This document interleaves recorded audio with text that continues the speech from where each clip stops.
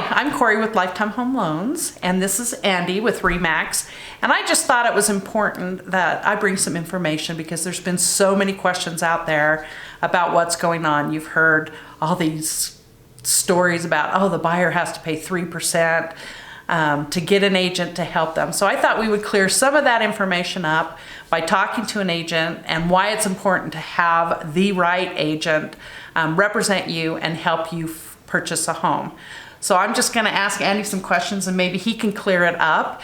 But the biggest one is, why do I have to have a buyer's agent help me look at homes? Why can't I just go online and call the agent that's listing some home and start working? Why is it important me to have an agent work for me? Yeah, so that's a really good question. So first things, you don't have to have an agent. You actually don't. You're not required to use a real estate agent, and all of the commissions are always negotiable. The thing is they always have been.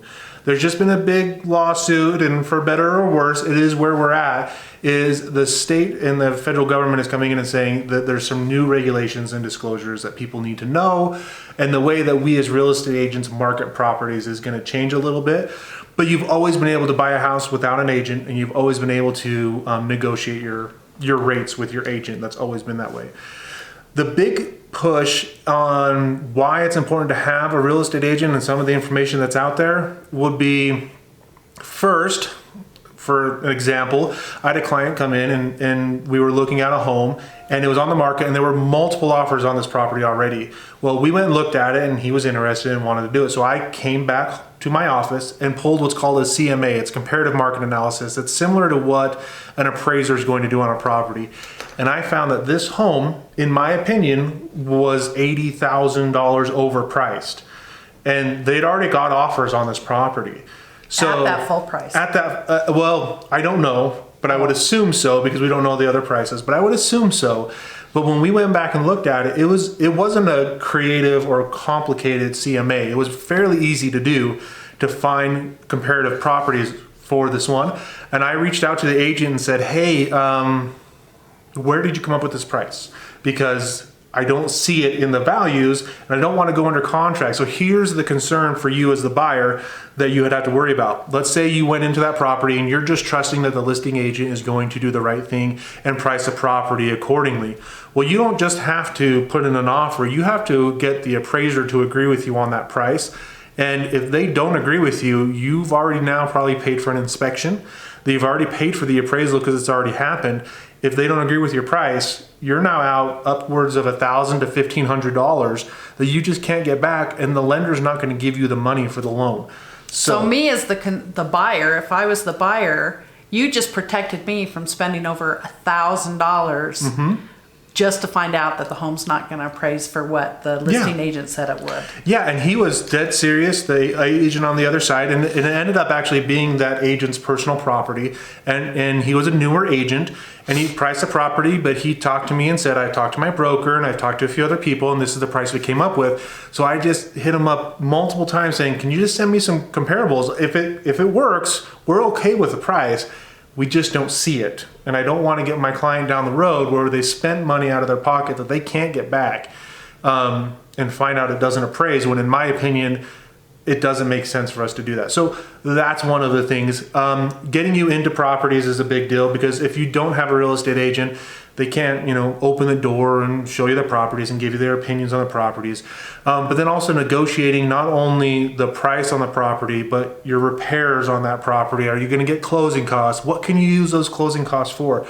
There's a whole bunch of stuff and dozens, if not hundreds of phone calls that happen with negotiating that happens behind the scene that clients don't see, which they shouldn't see. That's why you hire us, is to take care of that. It's easier for me when it's a good agent that's representing the buyer, because those are a lot of phone calls that I can't help the buyer with, because I can't be a realtor and negotiate anything with the seller. So you would be on your own if you decided to do it by yourself, completely trying to negotiate everything.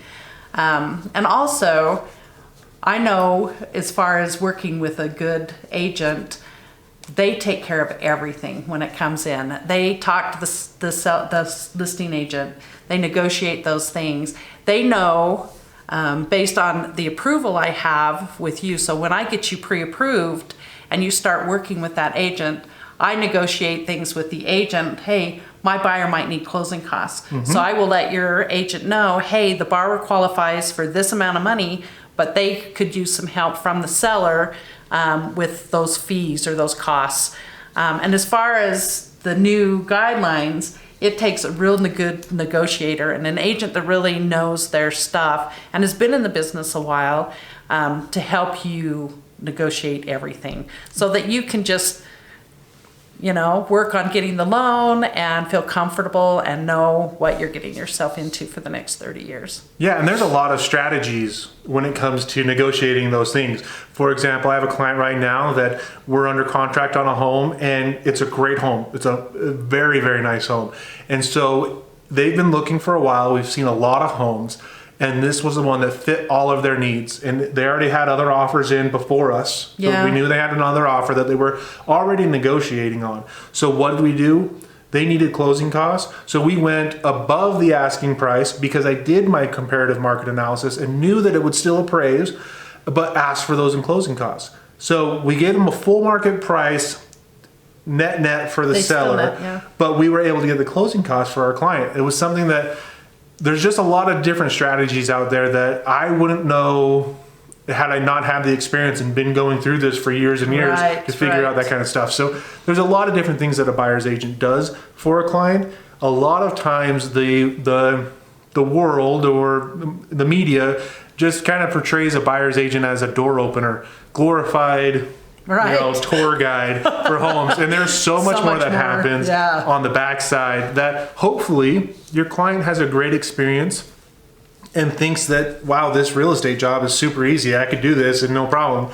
And I hope that that's your experience, because that means your agent did a really good job and everything went off without a hitch. But oh my gosh, there's very rarely does a transaction happen from start to finish and have zero hiccups. And usually there's a lot of stress and things hanging in the balance on everybody's stuff that clients hopefully don't have to deal with, because that's what your agent, your lender, title company, that's what we're here for, is to take all that stress away. Hopefully you don't feel all of that. So that when you're ready to move in, everything just went smooth and you're happy with your new home. Let's talk really quick about your buying power. That's another thing right now with condos, because a lot of the condos and townhouses, they have what's called an HOA, or a homeowners association, and there's certain covenants and rules and things that you have to abide by if you live in those HOAs or PUDs. And so they have a monthly fee that you pay, and it usually covers things like entry, like some PUDs have an entryway where it's kept up with the name of the area. And then it's got swimming pools or clubhouses or things like that. So you pay to use those amenities monthly. But a lot of times when you're working with inexperienced people, or they don't tell you until you say, well, I'm buying a condo, that $400,000 that you thought you qualified for, now you can only borrow like $360,000. That's the worst feeling in the world, is when you feel like you're at $400,000, but if you and your agent and your lender don't talk about that, okay, well, it's $400,000 if you buy a single family home with no HOA, but you're looking at townhomes and condos. They all are going to have an HOA. Yeah, more so nowadays. We have to adjust for that. Yeah. And so your $400,000 now becomes less. And so I hate showing homes to people who can't afford them. Yeah. Because there's nothing like, you go look at a Lamborghini, but you can only afford the Hyundai, which I drive a Hyundai. I like Hyundais.